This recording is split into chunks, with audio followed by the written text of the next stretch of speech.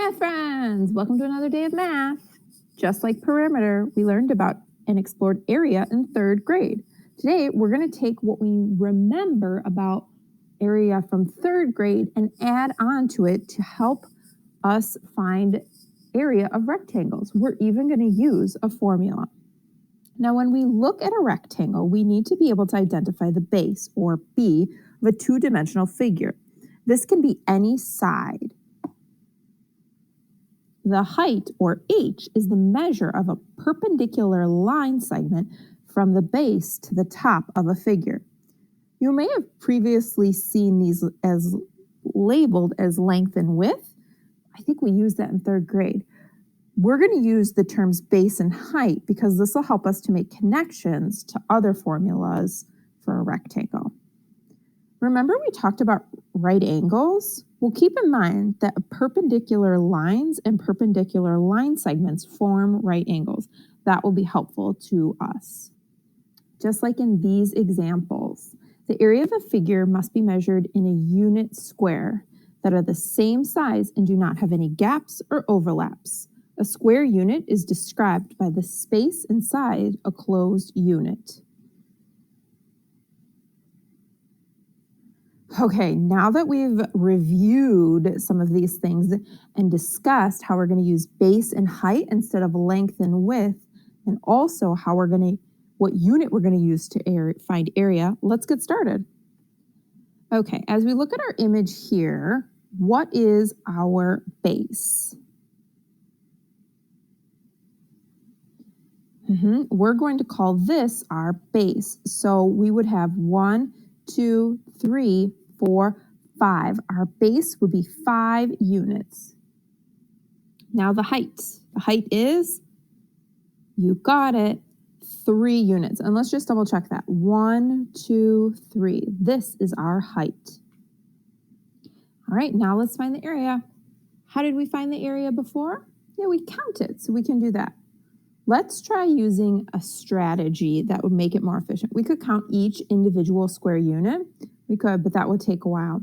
I think counting by 5s would be an efficient strategy. What do you think? Okay, let's do it. Ready? 5, 10, 15. So our area is 15 square units. Now, why did we count by 5 3 times? That's right, because we had 3 rows of 5. Ready for another one? I thought so. Okay, our base is, it's going to be 3 units. How about our height?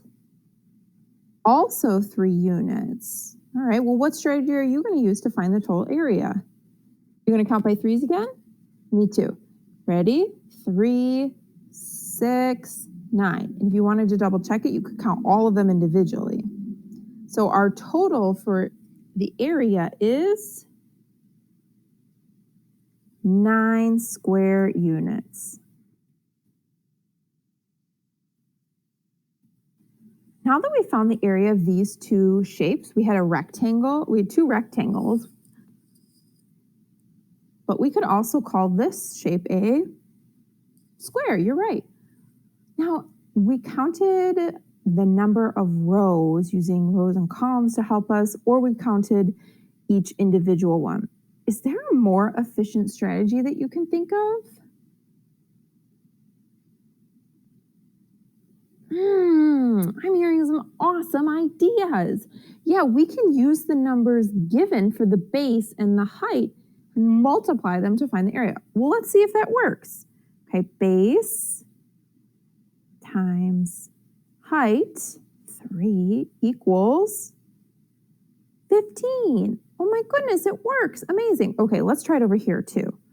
Base, which is 3, times the height, which is also 3, gives us 9. Well, that's what we got.